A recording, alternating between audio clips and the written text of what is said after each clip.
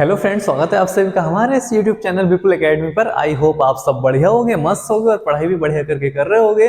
देखिए, आज हम बात करने वाले हैं चैप्टर 4 में मूविंग चार्ज एंड मैग्नेटिज्म में, यानी कि गतिमान आवेश और चुंबक, तो जो चैप्टर का नाम है। अगर इसमें बात करी जाए टॉपिक की, तो आज की वीडियो का टॉपिक है चुंबकीय क्षेत्र की तीव्रता, इंटेंसिटी ऑफ मैग्नेटिक फील्ड। ठीक है, यानी कि चुंबकीय क्षेत्र की तीव्रता से संबंधित बोर्ड एग्जाम में जो भी आता है, आपको सब कुछ इस वीडियो में मिलने वाला है। छोटी सी वीडियो है और पूरा टॉपिक अपना कंप्लीट कर लेना है। तो जल्दी से वीडियो को लाइक कर दीजिए, शेयर कर दीजिए अपने दोस्तों को, और चैनल को जो नए बच्चे हैं सब्सक्राइब करना ना भूलें। अब देखिए, स्टार्ट करते हैं कि चुंबकीय क्षेत्र की तीव्रता होती क्या है। तो अच्छे से हेडिंग डाल लेना है, चुंबकीय क्षेत्र की तीव्रता। देखिए, बात करें चुंबकीय क्षेत्र की तीव्रता होती क्या है, तो भाई तीव्रता क्या है, चुंबकीय क्षेत्र क्या है, चुंबकीय क्षेत्र वगैरह सब टॉपिक पिछली वीडियो में हो चुके हैं, देख लेना बढ़िया करके। चुंबकीय क्षेत्र क्या था, चुंबक के चारों ओर का वह क्षेत्र जिसमें उसका प्रभाव दृष्टिगोचर होता है, चुंबकीय क्षेत्र कहलाता है। अब बात आती है चुंबकीय क्षेत्र की तीव्रता की, तो बस इधर ध्यान से समझो। ये है मान लिया चुंबकीय क्षेत्र। चुंबकीय क्षेत्र के अंदर ये मान लिया कोई बिंदु है, ठीक, और इस चुंबकीय क्षेत्र में स्थित जो बिंदु है, इस पर मान लिया कोई हमारा एकांक ध्रुव सामर्थ्य वाला ध्रुव रखा हुआ है। तो इस पर कितना बल लगता है उसे बोला जाता है चुंबकीय क्षेत्र की तीव्रता। यही है चुंबकीय क्षेत्र की तीव्रता, कि चुंबकीय क्षेत्र के अंदर स्थित, ये कोई चुंबकीय क्षेत्र हो गया, इसके अंदर स्थित किसी बिंदु पर, ये कोई बिंदु हो गया, एकांक ध्रुव सामर्थ्य के ध्रुव पर लगने वाले बल को, यानी कि एकांक ध्रुव सामर्थ्य का कोई ध्रुव है या प्रेक्षण ध्रुव है, उस पर जो लगने वाला बल है उसे ही हम क्या बोलते हैं, उसे ही क्या कहते हैं, उस बिंदु पर चुंबकीय क्षेत्र की तीव्रता कहते हैं। यही परिभाषा है कि चुंबकीय क्षेत्र के अंदर स्थित किसी बिंदु पर एकांक ध्रुव सामर्थ्य वाले ध्रुव पर लगने वाले बल को उस बिंदु पर चुंबकीय क्षेत्र की तीव्रता कहते हैं। ठीक है, बात क्लियर हो जानी चाहिए। और इसका फॉर्मूला बन जाता है V = F/m0। m0 क्या है यहाँ पर, ध्रुव की एकांक ध्रुव सामर्थ्य है। ठीक है, यानी कि ध्रुव सामर्थ्य है यहाँ पर, एकांक है ये। तो इस एकांक ध्रुव सामर्थ्य वाले ध्रुव पर लगने वाले बल को उस बिंदु पर चुंबकीय क्षेत्र की तीव्रता कहते हैं। अब यहाँ पर एक बात ध्यान रखनी है, जो ये बल लगेगा ये कौन सा होगा, ये भैया चुंबकीय बल होगा, क्योंकि चुंबकीय क्षेत्र के अंदर लग रहा है। तो चुंबकीय बल होता कितना है, तो चुंबकीय बल होता है F = BIL sin थीटा होता है। अगर यहाँ बात करी जाए थीटा = 90 ले लिया जाए, और जो तार है उसमें बहने वाली धारा को एकांक कर दिया जाए या 1 एम्पीयर कर दिया जाए, तार की लंबाई को 1 मीटर कर दिया जाए, ठीक है, तो ये भी 1 हो गया, ये भी 1 हो गया, और ये साइन 90 का मान कितना हो गया, 1 हो गया। तो यहाँ से F = कितना हो जाता है भैया, V हो जाता है। ठीक है, F = V हो जाता है। और यानी कि यहाँ से पता चलता है कि जो चुंबकीय बल है F, वो चुंबकीय क्षेत्र B के बराबर है। ठीक है, अर्थात यानी कि एक दूसरी परिभाषा भी यहाँ से बनती है। क्या है वो, कि किसी स्थान पर चुंबकीय क्षेत्र की तीव्रता, किसी स्थान पर चुंबकीय क्षेत्र की जो तीव्रता है, ठीक है, उस स्थान पर चुंबकीय क्षेत्र के लंबवत रखे, उस स्थान पर चुंबकीय क्षेत्र के लंबवत रखे गए एकांक लंबाई के, ठीक है, 1 मीटर यानी कि एकांक लंबाई के चालक तार में एकांक धारा प्रवाहित करने पर, यानी कि 1 एम्पीयर की धारा प्रवाहित कर दें, तो उस पर लगने वाले बल के बराबर होती है। ठीक है, एक दूसरी डेफिनेशन यहाँ से बनती है। 2 डेफिनेशन है, 2 में से जो आपको अच्छी लगती है वो आप अच्छे से तैयार कर लें और दिमाग में बिल्कुल फिट कर लें, और दोनों ही आसान है। ठीक है, पहली क्या है कि चुंबकीय क्षेत्र है, चुंबकीय क्षेत्र में स्थित कोई बिंदु है, तो उस बिंदु पर अगर कोई एकांक ध्रुव सामर्थ्य का ध्रुव रखा हुआ है, तो उस पर कितना बल लगता है उसे बोलते हैं चुंबकीय क्षेत्र की तीव्रता। ठीक है, तो यानी कि F का और V का जो रिलेशन आता है वो आता है V = F/m0। ठीक, ये एक फॉर्मूला बन गया। अगर बात करी जाए चुंबकीय बल की, भाई ये चुंबकीय बल कितना है, तो ये होता है F = BIL sin थीटा। अगली वीडियो में ये भी आएगा पूरा कि कहां से आया कैसे आया। ठीक है, F = BIL sin थीटा होता है। अगर थीटा को 90 कर लें, यानी कि जो तार है जिसमें वैद्युत धारा बह रही है उसे लंबवत रख दें चुंबकीय क्षेत्र के, यानी कि थीटा = 90 हो जाए, तो sin 90 का मान भैया 1 हो जाएगा। और यदि तार की जो लंबाई है उसे 1 मीटर कर दें, यानी कि L = 1 मीटर एकांक कर दें, और जो बहने वाली धारा है वो भी 1 एम्पीयर की बहे, तो F = B हो जाता है, यानी कि B = F हो जाता है। ठीक है, यही लिखा हुआ है कि अर्थात किसी स्थान पर चुंबकीय क्षेत्र की तीव्रता उस स्थान पर चुंबकीय क्षेत्र के लंबवत रखे गए, ठीक है, एकांक लंबाई के चालक तार में एकांक धारा प्रवाहित करने पर चालक पर लगने वाले बल के बराबर होती है। ठीक है, ये हो गई दोनों डेफिनेशन, या तो ये नोट कर लेना या फिर ये, और दोनों ही कर लेना, बहुत अच्छी बात है। ठीक है, अब बात करते हैं भैया इनके मात्रक की। अच्छे से नोट कर लेना है, बिल्कुल बढ़िया करके। दिख रहा है, बिल्कुल बढ़िया दिख रहा है।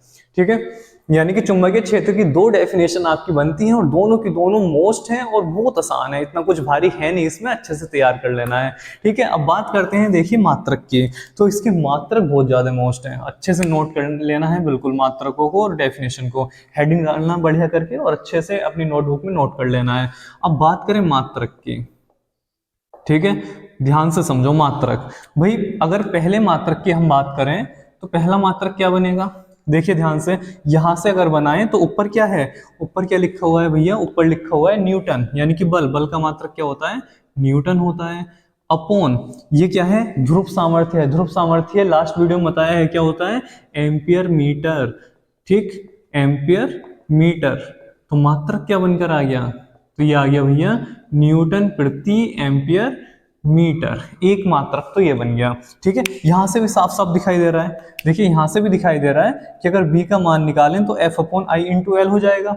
ठीक है, और साइन 90 एक हो जाएगा ये तो b का मान कितना हो जाएगा, न्यूटन प्रति एम्पियर मीटर हो जाएगा। सही है, यानी कि जो हमारा चुंबकीय क्षेत्र की तीव्रता का पहला मात्रक है एमकेएस पद्धति में, वो ये आया, क्या आया कि न्यूटन प्रति एम्पियर मीटर। खत्म। दूसरा मात्रक, दूसरा मात्रक है इसका टेस्ला। ठीक है, बिल्कुल मोस्ट, या ठीक है टेस्ला या वेबर प्रति मीटर स्क्वायर, वेबर प्रति मीटर स्क्वायर, और ये है भैया इसके एसआई मात्रक। ठीक है, ये क्या है इसके एसआई मात्रक है, अच्छे से ध्यान रख लेना, मात्रक बहुत ज्यादा मोस्ट है चुंबकीय क्षेत्र की तीव्रता के, परिभाषा फॉर्मूले। ठीक है, और जितने भी मात्रक हैं सारे मोस्ट हैं, यानी कि एसआई मात्रक पूछता है आपसे एग्जाम में कि चुंबकीय क्षेत्र का एसआई मात्रक है, तो या तो वेबर प्रति मीटर स्क्वायर ऑप्शन में होगा या फिर टेस्ला होगा, और यदि नहीं है तो दोनों आपको लिख देने हैं। ठीक है, वैसे वरीयता जो दी जाएगी वो टेस्ला को दी जाएगी, अगर टेस्ला नहीं है ऑप्शन में तो फिर वेबर प्रति मीटर स्क्वायर पर जाओगे। क्लियर है बात। अब बात आती है तीसरे मात्रक की। तीसरा मात्रक क्या है, तीसरा मात्रक है भैया इसका गाउस। ठीक है, गाउस या गॉस। ठीक है, दोनों में से कोई भी एक आप जाए या मिल जाए, एक ही बात है। ठीक है, या तो गाउस मिल जाएगा या गॉस लिखा हुआ मिल जाएगा, और ये क्या है भैया, ये है सीजीएस मात्रक। ठीक है, ये भी ध्यान रखना है, ये क्या है, सीजीएस मात्रक है, यानी कि जो हमारा टेस्ला है वो एसआई मात्रक है और जो गॉस या गाउस है वो सीजीएस मात्रक है। और एक बात ध्यान रखनी है आपको कि भैया कि एक गाउस जो हमारा सीजीएस मात्रक है और जो एसआई मात्रक है, इन दोनों में रिलेशन क्या है। ठीक है, तो एक गाउस जो होता है, ठीक है, या एक गॉस जो होता है वो 10 की घात माइनस के 4 टेस्ला के बराबर होता है, ये भी आपको ध्यान रखना है। ठीक है, कभी कभी ये भी पूछ लेता है कि एक गाउस किसके बराबर होता है, तो 10 की घात माइनस के 4 टेस्ला के बराबर होता है। ठीक है, गाउस सीजीएस मात्रक है, टेस्ला हमारा एसआई मात्रक है। ध्यान रखनी है बात बिल्कुल कि सीजीएस मात्रक और एसआई मात्रक में संबंध बताइए, चुंबकीय क्षेत्र की तीव्रता के एसआई मात्रक और सीजीएस मात्रक में संबंध बताइए, तो भैया वो ये संबंध है।